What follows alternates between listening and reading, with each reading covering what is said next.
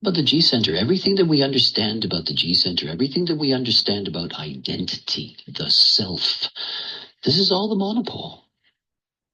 I mean, there is no self without the monopole. Absolutely none. It's the most extraordinary thing to think about.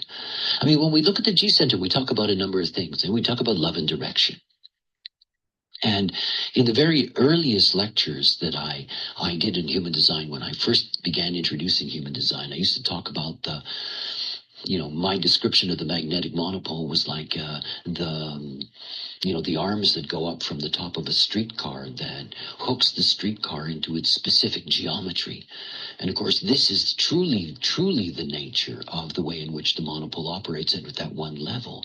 In other words, not only is it holding us together, this monopole, in the illusion of our separateness. And again, what it's doing is it's holding together the design and the personality who can't stand each other.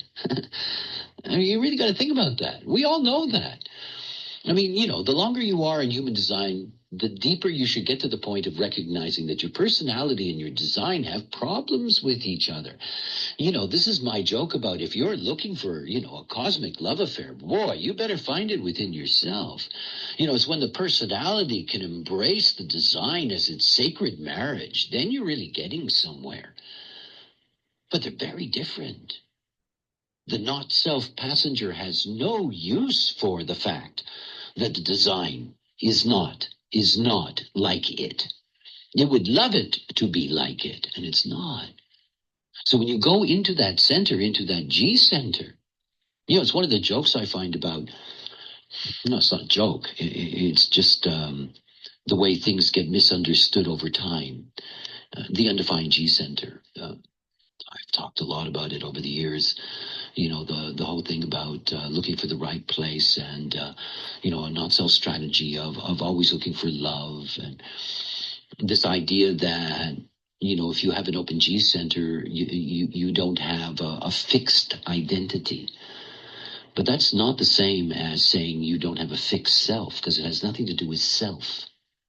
Has to do with the identity of self. We have 4 of the roll gates of identity in the G center. If you've got an undefined G center, you've got an indeterminate, non-fixed identity. But yourself, that self exists. It is what is being held together in the illusion of your totality by the monopole.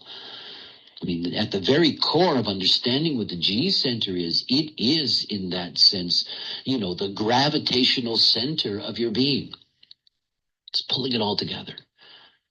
And it is a consistent self in that sense. It simply doesn't have a consistent identity to go along with it.